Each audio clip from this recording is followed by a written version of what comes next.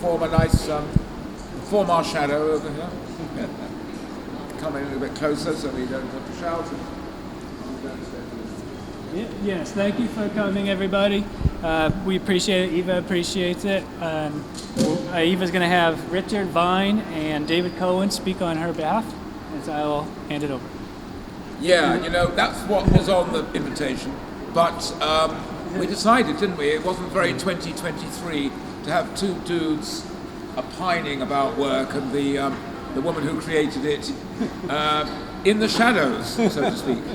And so we rebelled, and we demanded the artist's presence.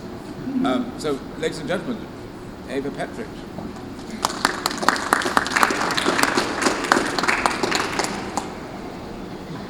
Shadows. They cast a long shadow through history of art, do they not? Well, there are like a couple of founding myths in Western culture that have to do with shadows. One of the most famous being the legend of the girl in Corinth whose lover was departing the next morning for a distant city, and she drew the shadow of his face, outlined the shadow of his face, so that she could remember him after his departure. And that's a notion, this devotion to physicality and human connection that comes right down to the present day, and you can hear it in the song, the shadow of your smile when you are gone will color all my dreams and light the dawn, and all of that sort of thing. And then on the other hand, you have Plato with his allegory of the cave, where the shadows represent not reality, but kind of metaphysical signals. We experience the world through our senses, but the reality for Plato is a rational entity that is intangible. And so what shadows represent becomes a long-standing theme, and they tend to represent either things that we're afraid of in the outside world or things within ourselves that we dread.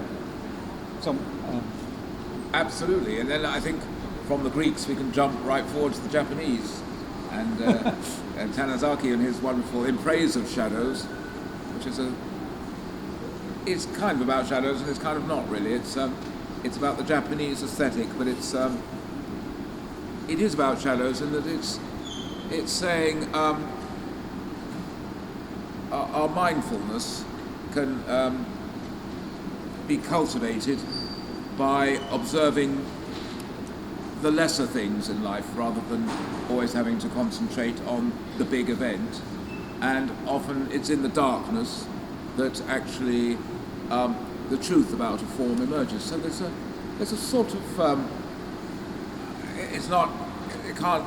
they can't be mapped onto each other with any precision, but between Plato's sort of notion of the archetypes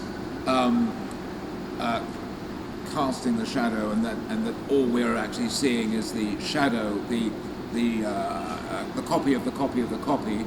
When we're looking at, for instance, a table or something, we're not. What is a table? A table is there's an archetypal table, and then there's a notion of the table, and then there's some carpenter's come along and done his best or her best to produce this table. But what this thing here is a shadow of a shadow. So now, to those sort of metaphysics from Pliny and Plato to Tanizaki, or indeed the great, your fellow Viennese,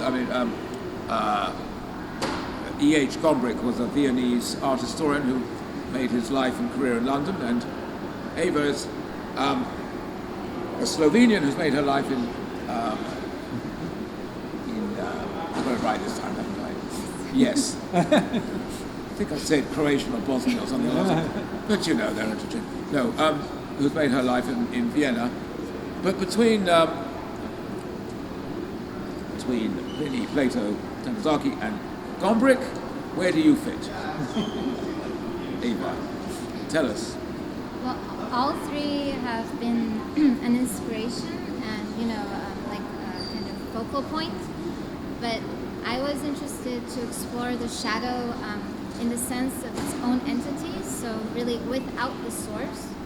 So even though these are images of my shadow throughout like a period of 1 year that I obsessively was trying to catch and materialize, they could be anyone's shadow. So that was for me, to try to find this kind of social equalizer or like visual symbol without the source. And I explored a lot, how the shadow has been used throughout art history, starting with the cave paintings, up to how we use it also in, the most modern, futuristic type of technology art projects.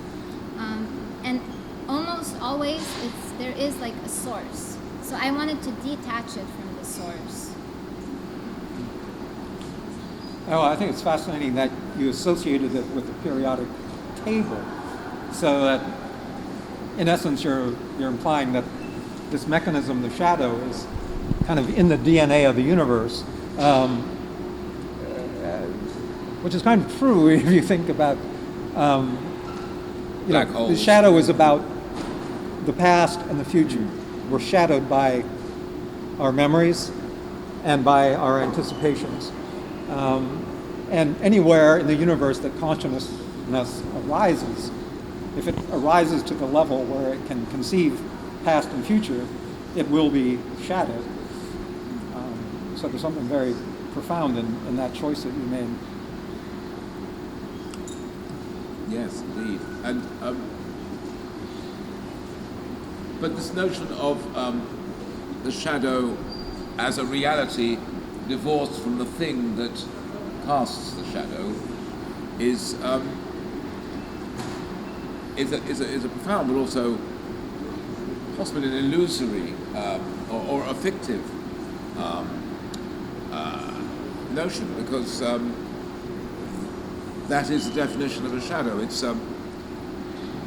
you have an object, you have light interacting with that object, and then defining and interrupting the space between the light source, the object, and the next plane. And so the shadow also has a psychological implication, doesn't it? Thanks to Carl Gustav Jung, and it's almost mythical. His archetypal, a different kind of archetype from Plato's, perhaps, but one in which each individual has to cultivate this. It's not the alter ego, it's not the animus, it's something else, isn't it? The shadow. It's the dark side of our ego. Is that right? I don't know. I'm not a Jungian. Well, there was a famous radio play in the 30s and 40s called The Shadow, and it had the tagline at the beginning of every episode. Who knows what evil lurks in the hearts of men? The shadow knows. And the way the shadow knew was that, the shadow was a good guy, but he could sort of hypnotize the people around him so that he became invisible. And so then the bad guys went about doing their bad things and were totally exposed. So came to light. Yes, exactly. That's precisely like what you also said with your comment, future and past.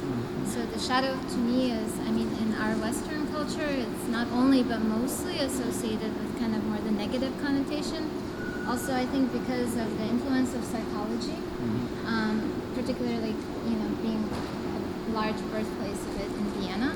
But I wanted to extract it from that, and past and future. Shadow to me represents the gray matter, be it in your brain or the dark matter energy in the universe, which, the way I understand it, it's just potential, right? It can go back, it can go forward, it can be positive, the good guy, the bad guy, but it denotes a state of being and existence, and in that sense it is in our DNA, the DNA of whatever the physicality of being here and now is. Something, if I could just say about your own work, is that in this really striking, stunning installation, which is a composite of many motifs and images that have resurfaced in your work, which takes many forms, both in terms of medium and presentation, but also in terms of metaphorical and iconographical source. That in a way, of course, it's a poetic essay on shadow, but at the same time, because these are forms and motifs which are recycled from the oeuvre of the artist, this essay on shadows is actually composed of shadows. They are cast from other works, other installations, other situations, other mediums. Do we see the piece itself as being a kind of city of shadows, looking for the citizens of Shadowland? Is that on your shirt? I would say it's, the concept is the leading agent here, the concept of my large body of shadows that I took. After for 1 year you end up with quite a lot of shadows if you do it every single day. And I thought, well, I need a system, like there must be a kind of system to put them in. So this, what you saw at the beginning of the video, periodic table of shadow emotions, representing or inspired by the periodic table of elements. And that is like the leading theme of this video, and that's why also we see it in its entirety at the beginning, and then we dwell further into it, what it means. And we end up at this image, which is like, I would say, the shadow translated into the meat and bones, the human, which actually I went about trying to translate it into typical Ibria, Slovene, and then we end up at the end of the video with a kind of, not bird's perspective, but even more removed, international space perspective, looking down at Earth. And yeah, maybe, questioning, is this human collective DNA, can we say that it is the emotion? And that's why I chose consciously to use the motif of shadows, something full of potential to represent what also makes up who we are as humans, the emotional, ephemeral, shadow, ungraspable type of part of what it means to be us. And as the space program revealed, there is no dark side of the moon. Have not been there. China has been on the dark side. All right. Well, audience, patiently listening to these words of wisdom from the artist, and sandwiched by these wild and shadowy speculations from the art historians. Anything to say? Anything to ask? Anything to ask Eva?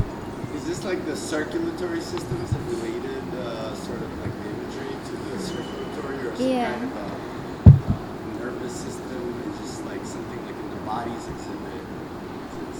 Yeah, exactly. For me, it is. Thank you for relating to that. Exactly. That's why also I was, it maybe looks like this yin-yang image, but it's about the circulation, and what better concrete place to look at than our bodies, where this is working and sustaining us. And it's always interesting for me to try to push these concrete facts into more different, more micro level or macro level, and see, do they as a system function there? And again, like the periodic table, can it function as a system in some other context, like the emotions, where when we pair up different elements to get a compound, in the same sense, we pair up different emotions to get different emotional states. And as we are discovering new elements and along our existence, also new emotional states, emotions are developing. So I think it's also important to think about this. And we give so much credit to facts in the scientific world, But the same, or at least a bit more, should be given also to this kind of more non-tangible part, ethereal. Yes. And the emotional and the artistic. Fantastic. Well, I have a question. yes. When you show the dark side and the light side, so basically because we have the darker side, we all have. But are you accepting the totality, or you just you find one negative and one is okay with? Are you accepting the totality? Because basically we are both in reality. I don't think there is a totality. At least to my humble knowledge, like of this. No, how you perceive yourself. This is how we perceive ourselves. That's different. Oh. It's a concept. Oh, I'm definitely, how to say, with two heads, not a totality. I mean, I think everything is a deviation, and I myself, for sure.